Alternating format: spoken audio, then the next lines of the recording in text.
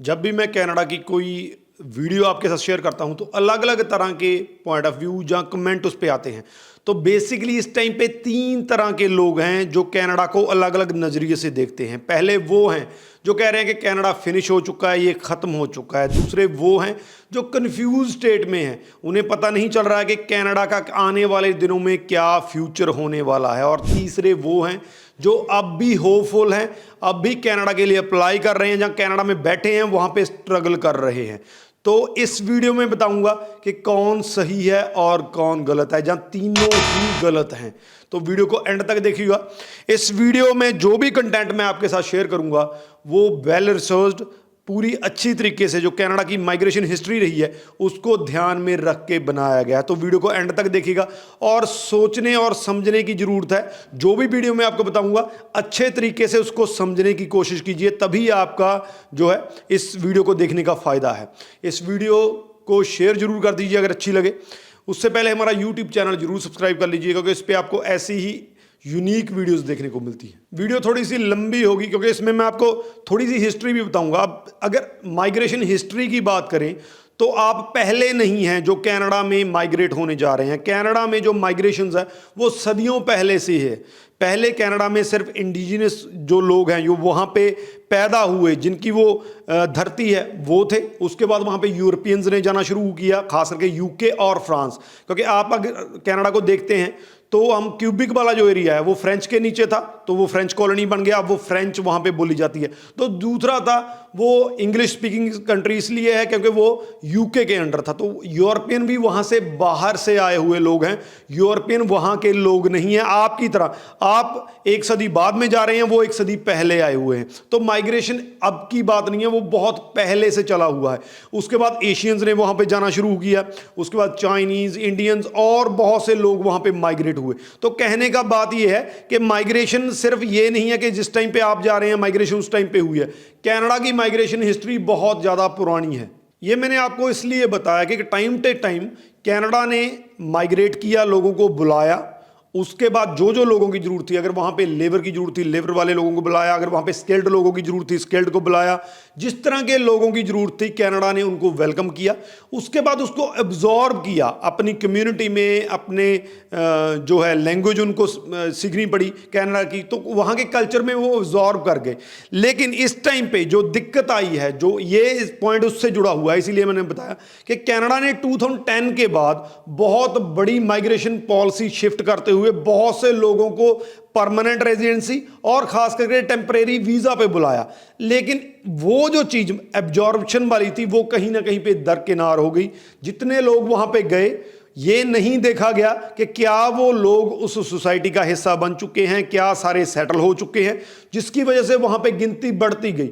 और गिनती बढ़ने के बाद जो आज हम देख रहे हैं, चाहे वो हाउसिंग क्राइसिस है, चाहे वो हेल्थ क्राइसिस है, चाहे वो जॉब क्राइसिस है, वो इतने लोगों के इकट्ठा होने के कारण वो चीज बहुत बड़े लेवल पे आज हमें दिखाई दे रही है। तो कहीं ना कहीं पे ये जो पॉलिसी रही है कि लोगों को बुला के, अगर वहाँ पे बीच में थोड़ा जैसे पहले करता रहा है कनाडा के, जितने लोग वहाँ पे गए उनको एब्जॉर्ब किया, उनको प्रॉपरली उसमें सेटलमेंट हुई, उसके बाद आगे वाली माइग्रेशन हुई। लेकिन इस टाइम पे 10 साल से, इवन 14 साल से ये माइग्रेशन कॉन्टिन्यूसली जो है वो जारी रहा, जिसकी वजह से बहुत सारे लोग वहाँ पे चाहे टेम्परेरी वीज़ा पे हैं चाहे वो परमानेंट गए, वहाँ पे जाके इकट्ठा हो गए, जिसकी वजह से ये क्राइसिस हुआ। तो इस क्राइसिस का सबसे बड़ा रीज़न ये है कि कहीं ना कहीं पे ब्रेक नहीं दिया गया।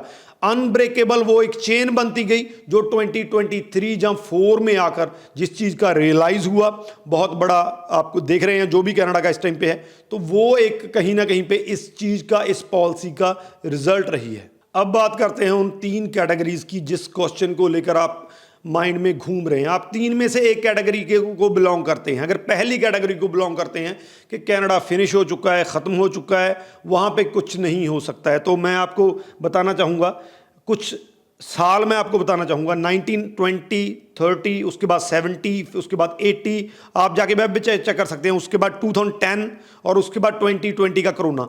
ये वो साल रहे हैं, ये वो डिकेड रहे हैं जिनमें कनाडा ने इससे भी भारी भरकम जो है इन्फ्लेशन का, इससे भारी भरकम अनएम्प्लॉयमेंट का, इससे भारी भरकम जॉब क्राइसिस का सामना किया है। ये पहली बार नहीं है कि वो कंट्री इन चीज़ों का सामना कर रहा है, लेकिन अगर हम हिस्ट्री में जाते हैं तो वो कुछ सालों के बाद फिर से बाउंस बैक कर जाता है। तो अगर आप इस चीज़ को लेकर माइंड में घूम रहे हैं कि कनाडा ख़त्म हो चुका है, कनाडा जो है वो फिनिश हो चुका है, तो आप बहुत बड़ी गलती कर रहे हैं, क्योंकि आज भी कैनेडियन इकॉनमी G7 का पार्ट है। बहुत बड़ी बात है, आज भी कनाडा को one of the best countries माना जाता है कि जो रहने के लिए सबसे बढ़िया है। तो अगर ये आंकड़े आ रहे हैं इस टाइम के एट प्रेजेंट के, और हिस्टोरिकली हम देखते हैं कि हर एक बार वो कंट्री जो है बाउंस बैक किया है, तो अगर इस चीज़ों को हम अच्छे तरीके से एनालिसिस करते हैं, देखते हैं, तो जो भी ये कह रहे हैं कि कनाडा फिनिश हो चुका है, कनाडा का कोई हो नहीं सकता है,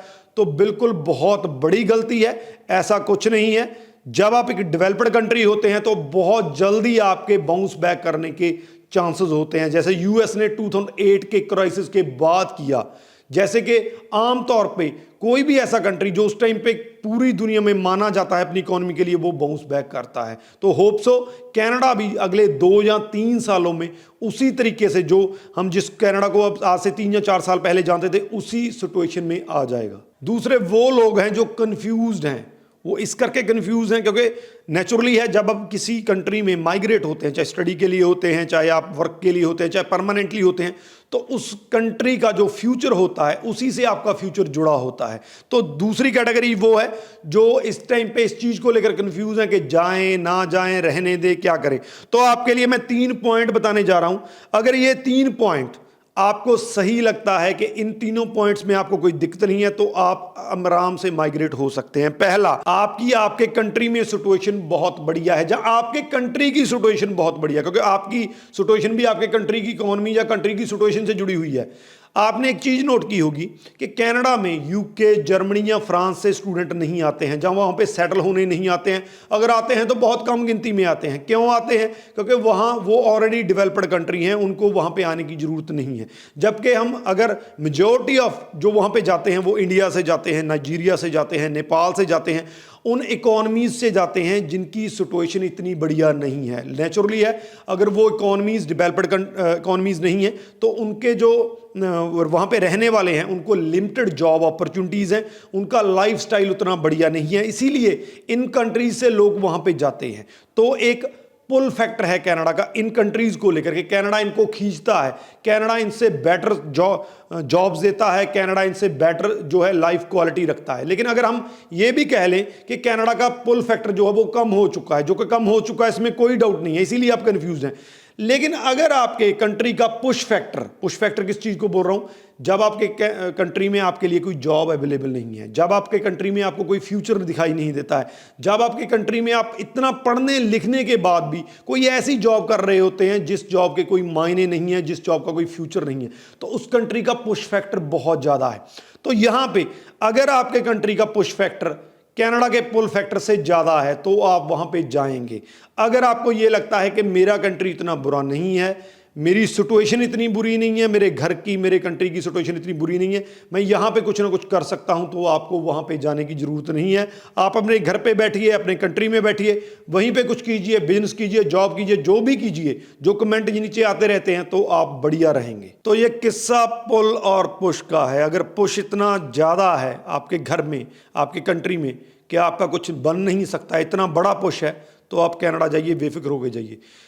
पुल कनाडा का नो डाउट कम हो चुका है, लेकिन पुश का है, अगर पुश ज़्यादा है तो जा सकते हैं, अगर आराम है घर में तो आपको जाने की ज़रूरत नहीं है। दूसरा पॉइंट, आपको थोड़ा वेट करना पड़ सकता है, 1-2 साल वेट करना पड़ सकता है। अगर आप इकोनॉमिकली और इमोशनली खास करके 1 या 2 साल वेट कर सकते हैं, आपको लगता है कि 2 साल में सिचुएशन काफ़ी हद तक जो है वो ठीक हो जाएगी, 2 साल आप वेट कर सकते हैं, आप आराम से जाइए, आपको कोई भी दिक्कत नहीं आएगी।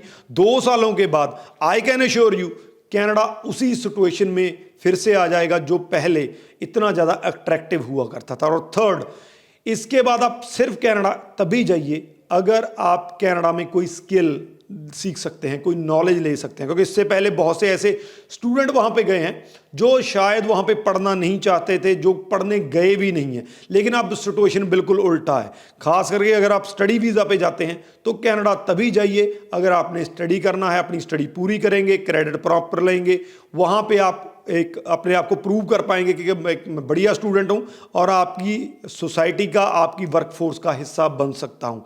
तो ये 3 पॉइंट हैं उनके लिए जो कंफ्यूज्ड हैं। अगर तीनों पॉइंट आपको लगते हैं सही हैं, पुश फैक्टर ज़्यादा है, वेट कर सकते हैं और सबसे बड़ी बात स्किल ले सकते हैं, पढ़ सकते हैं, तो बेफिक्र होकर आप कनाडा जा सकते हैं। और तीसरी कैटेगरी उनकी है जो आज भी उम्मीद पकड़े हुए हैं। आप बिल्कुल सही ट्रैक पे हैं। ये कनाडा को प्रमोट करने की वीडियो नहीं है, लेकिन जो कमेंट नीचे आते हैं, कई बहुत पॉजिटिव होते हैं, कई नेगेटिव होते हैं, तो उन सब कमेंट्स को जो है कहीं ना कहीं पे मैंने एड्रेस करने की कोशिश की है। तो थर्ड वाले वो हैं जो होपफुल हैं, जो आज भी हमारे ऑफिस में आते हैं, जब किसी भी ऑफिस में जाते हैं, जब कुछ भी सर्च करते हैं, इस होप में करते हैं कि वो एक कंट्री है जो जहां पे मैं अपनी लाइफ बढ़िया देख सकता हूं। तो उनके लिए आप अकेले नहीं हैं जो उस सिचुएशन का सामना कर रहे हैं। एक रील बनी थी, उसी से मैंने ये कंटेंट उठाया है। उस भाई साहब ने कहा था कि 1980s में जो वहां पे गए हैं उनको बहुत बड़े लेवल पे हाई अनएम्प्लॉयमेंट का उनका कहना था कि भाई यहाँ पे जॉब आ गए, फंस गए, जॉब तो मिल नहीं रही है। उसके बाद 1990 में गए हैं, उन्होंने कहा था कि भाई 1990 वाले आप बढ़िया हैं जो 2024 वाले हैं, क्योंकि 1990 वालों को टेक्नोलॉजी नहीं थी, वहाँ पे चले जाते थे लेकिन बहुत बहुत टाइम तक अपने लोगों से बात नहीं होती थी, उनको मिस करते थे, इमोशनली बहुत ज़्यादा वो जो है उनको कोई सहारा नहीं मिलता था। उसके बाद 2010 वालों ने रिसेशन देखा, आपकी तरह वो भी कह रहे थे कि भाई यहाँ पे हाउसिंग की भी दिक्कत है, बहुत बड़ा रिसेशन है, यहाँ पे जॉब्स नहीं मिल रही हैं। और 2020 में जो गए थे कोरोना पीरियड में, वो थे जिन्होंने सब कुछ देखा था। तो आप अकेले 2024 में ऐसे नहीं हैं जो ये चीज़ें देख रहे हैं। आपसे पहले भी जो माइग्रेट हुए हैं, इंडिया से माइग्रेट हुए हैं, उन्होंने ये चीज़ें देखी हैं। तो अगर आप होपफुल हैं कि आने वाले दिनों में सिचुएशन सुधर जाएगी, सारा कुछ सही हो जाएगा, तो आप बिल्कुल सही ट्रैक पे हैं। चीज़ें आती रहती हैं, चीज़ें जाती रहती हैं। स्ट्रगल इंडिया में भी है, स्ट्रगल नेपाल में भी है, स्ट्रगल नाइजीरिया में भी है, लेकिन ये एक और लेवल की स्ट्रगल है जहाँ पे होप शायद बहुत दूर तक है, बहुत दूर तक है। लेकिन वो स्ट्रगल एक टेम्परेरी स्ट्रगल है, हो सकता है 2-3 सालों में आपकी सिचुएशन जो है वो चेंज हो जाए, जैसे कनाडा की सिचुएशन चेंज हो जाएगी। तो ये वो 3 कैटेगरीज हैं, ये आपका आंसर है। अगर अभी भी कंफ्यूज्ड हैं तो आपको शायद कनाडा को अप्लाई नहीं करना चाहिए, तो आपको कोई और कंट्री देख लेना चाहिए। मैं एक बार फिर से कहता हूं, ये कनाडा को प्रमोट करने की वीडियो नहीं है। अगर मैं बिजनेस की बात करूं तो बिजनेस मैं जर्मनी में भी कर सकता हूं, यूके में भी कर सकता हूं, फ्रांस में भी कर सकता हूं, पूरा यूरोप मेरे लिए पड़ा है। लेकिन कनाडा दिल के थोड़ा सा करीब है, क्योंकि बहुत से लोगों ने हमने भेजा है, हमने इसको प्रमोट किया है, और मैं एनालिसिस भी करता रहता हूँ चीज़ों का। जो एग्जैजरेट करके चीज़ें बताई जाती हैं, तोड़ मरोड़ के चीज़ें पेश की जाती हैं, वो सही नहीं है। इसमें कोई डाउट नहीं है कि कनाडा इस टाइम पे जो है थोड़ा सा हिला हुआ है, दिक्कत में है, लेकिन ये दिक्कतें हमेशा नहीं रहने वाली। आने वाले टाइम में वही सुनहरी दौर, वही गोल्डन चीज़ें आपको देखने को मिलेंगी। इस वीडियो को मैक्सिमम टू मैक्सिमम शेयर कर दीजिए। अगर कोई क्वेश्चन है, अगर कमेंट है, पॉजिटिव है चाहे नेगेटिव है, नीचे लिख दीजिए, आपको आंसर मिल जाएगा। राजवीर चहल, थैंक यू सो मच।